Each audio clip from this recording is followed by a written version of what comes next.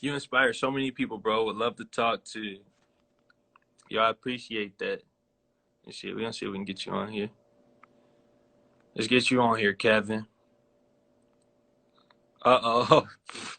My dad is also in the queue, so I'm gonna have to let him on after you, Kevin. Let's see here. Here. Joseph Allen, what's good, brother?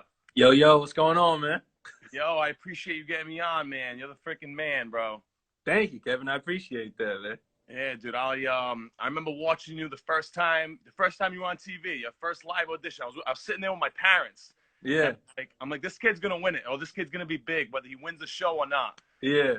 But I you should have appreciate won. that. Yeah, man, you should have won. And then I thought your second song was even better, but I appreciate that, man.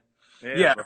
For me, it was just, like some people, I guess I'll speak on that. Like some people, they get onto these shows and stuff, and I get it. You know what I mean? Like people want to win, grand prize, all that different stuff. Money has never really been, I guess, like something that I've like been big in terms of chasing. Like, of course, to win the show would have been cool, but I also knew if you win the show, it comes with a lot of other things, a lot of other obligations. But for me, it was just knowing like, this is Hollywood, and they'll love you one day, they'll hate you the next. And my biggest thing was knowing that if all I got was one more chance to perform a song, I was like, I want to make sure there's something to where years from now, when people aren't thinking about Joseph, the dude who was on America's Got Talent, hopefully in the future they're thinking of Joseph, just the musician. Hopefully I've solidified my career by then.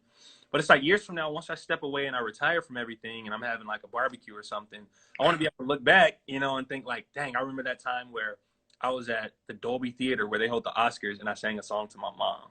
Like for me, I'm very strategic with how I think, and it's like for some people, it's like they just want, the fame and whatnot. But for me, I'm hopelessly sentimental, man. Like I always want to try and do stuff for others, man, and do stuff that once I'm gone, you know what I mean, it'll, That hold more footprint. weight. So yeah, I feel like it was cool to be able to do that for the second song. Oh man, dude. So I actually tried out for America's Got Talent. Nice. But the difference between me and you is you're a humble dude, man. I got on this like mental high where I was just coming off like a bad breakup, and I started putting videos online, and I started putting out like it started out as like a mental health kind of videos on my Instagram. Yeah. And then through the videos, I kind of like, I started on like a low.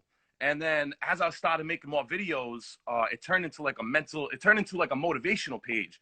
So I was putting out videos every day, man. Like I was like, what is up, everybody? Hope you're having a great day today. And I would just go into like a motivational minute. Yeah. And I started reaching out to a lot of people, man. And it was crazy. And I was just like, Joseph Allen, you came in my mind. I'm like, dude, Joseph Allen went on there and he's saying, a song from his heart. Like you made that song up. Yeah.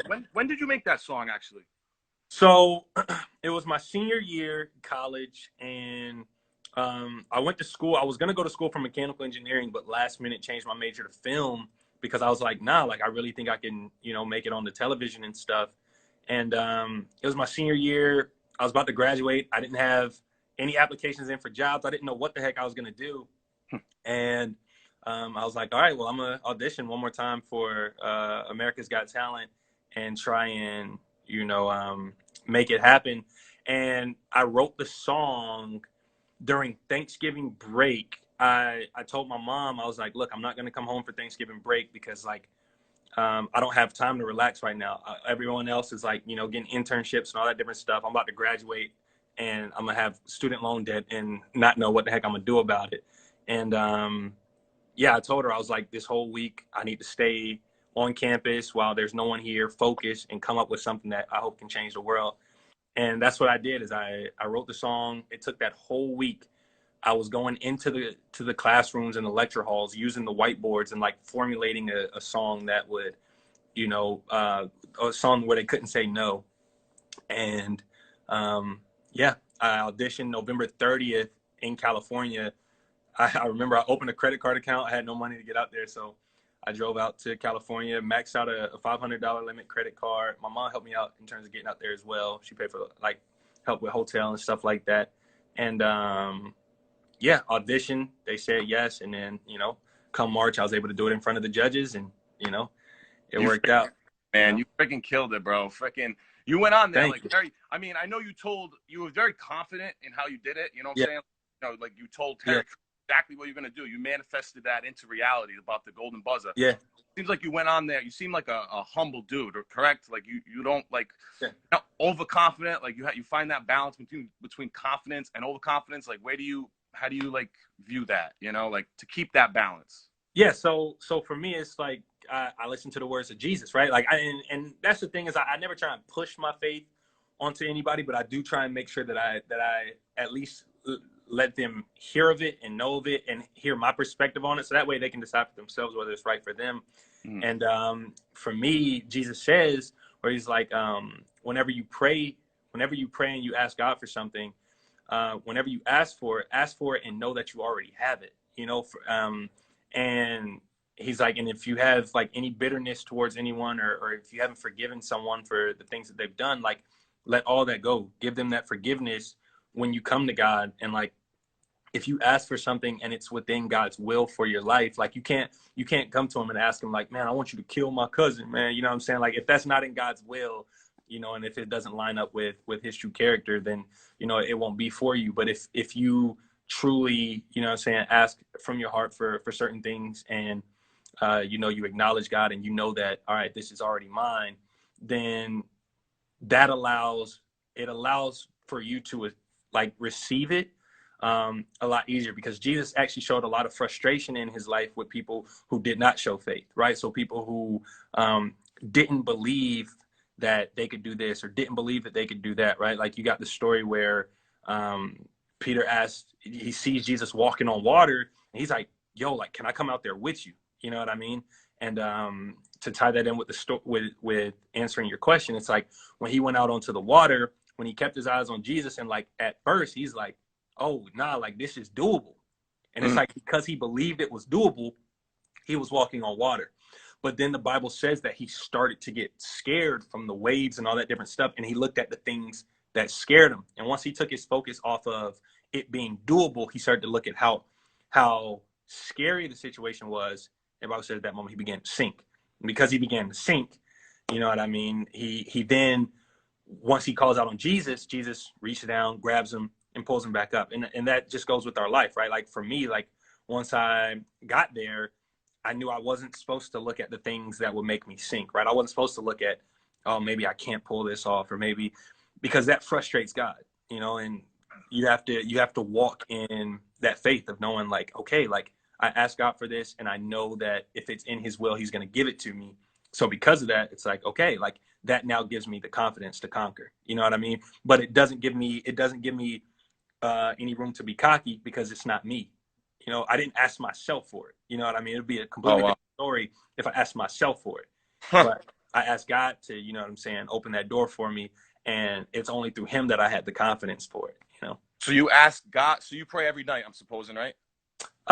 Typically every day when I get up, I like to start my day with, just talking to God, and it doesn't even have to be a long-winded, like some people believe that, and some people even get scared away, right, from like Christians who, do these like long prayers where they're like, and they're saying things that just sound unnatural, right? Like, in terms of communication, right? Like, oh Lord, but thy will, da, da, da, da, da, and they talk for hours, or sometimes they pray for like 2-3 minutes, right? And it's just using words like that are unnatural. But for me, it's very simple, right? Like, I use, again, Jesus as the example, where he says, when they ask, they say, how do we pray? And he gives, what's called the Lord's Prayer, where, you just say the typical things. First I address God every morning, where it's just, I make it known, that his physical presence is, in a place that we can't see right now, but he also lives inside of all of us. So I acknowledge, I know you out there. But then after I acknowledge him, I ask him for the basic things. Just give me the food to eat today. You know what I'm saying? Give me the strength to do the things I got to do today. And then I just ask him not to let me slip up. If you catch me slipping, you know what I'm saying, help me out.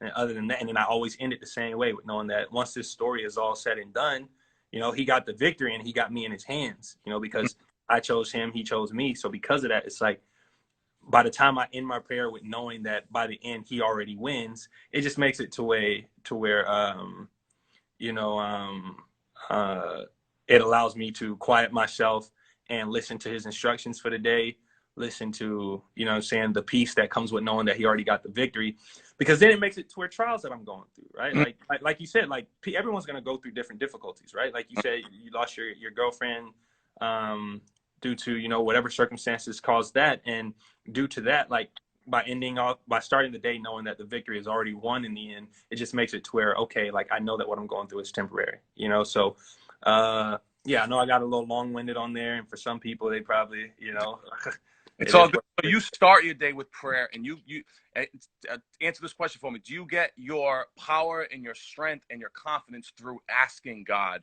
for that power, strength, and confidence? Not the confidence. I'm sorry, the power and the strength, and that gives you the confidence to have all that through asking Him. Yeah, for sure. So, but not only asking, but also listening, right? And communication. You know what I'm saying? I saw someone leave a comment on here where they said communication is a two-way street, where it's like a baby, right? Like the only way a baby starts to talk is by listening to people talk. You know what I mean? That's the only way you'll know how to talk to another human, is listening to humans communicate. So it's not like I can just ask and then go about it. I also have to spend the time, you know what I'm saying, in that thick book on the top up there, you know, where that's literally his words, right? That's why they call it the word of God, because we can hear how to communicate and how to do things like that by listening to how he communicates in there, and listen to how in the past how different people communicated with him and all that different stuff. So yeah, just, you know, listening to his voice and, you know, getting my strength from that. Yeah, I never thought of it like that, to be honest. They always say listening is very important, but listening to God, I guess, is just as important, I guess. I don't even know why I wouldn't think of that, but yeah. So listening to God is more important than, you know, you ask for what you want and you listen to what God has to say to you. Exactly. That's all it is, man. Good stuff, man. So yeah, dude. So I tried out in November, and I went on, dude. I thought I was gonna make it. I thought I was gonna make it on TV. I was going around telling everybody that I'm gonna make it. I was a little overconfident, you know what I'm saying? But Yeah. as you know, we live and we learn. You know what I'm saying? Like, you know, hopefully after all this quarantine, I plan to try out again. And I went on as they told me I was the first person to go on as doing this too, because it's something I made up. I said I was a motivational entertainer. Yeah. That's awesome, man. That's awesome. Well, keep at it, man, because I remember a couple years back, I came in, you know, a little hot-headed, and due to that, you know, they let me know it was a no, you know, very quick. So it's like, yo, that comes with it, man. Like everyone, you know, is human. You know, how many times did you try out before you made 5 years, man. It took 5 years. So, you know, really? don't beat yourself up, man. Yeah. Wow, dude, that's what's up. That gives me some wow, good shit, man. No shit. So you went year after year after year after year. Yes, sir. Dude, you're the freaking man, bro. Freaking wow. I'm definitely gonna try out next year. I'm definitely gonna switch up my act. Like I was going on there with a belt. I was saying we are all champions, we are all aces, and we are all a deck full of aces. And then I would have the Hey Look Ma, I Made It song, and I would do like this little dance, and then I would raise a belt at the end. Yeah. And I probably should have sang the song, because it's funny because I started singing on my page and everyone's like, dude, you got a good voice. Just sing. But I kind of like lip synced it. You know what I'm saying? But it is what it is, man. We'll keep at it, man. I'm gonna go ahead and try and get some more people on here. All right, brother. Let me get a photo real quick. All right, let's get it. No doubt, bro. Hey, thanks for talking to you, brother. Have a great night, and I hope to talk to you again soon. All right, man. Talk to you later. Thanks, bro. Bye, Kevin. All right, ask me some questions.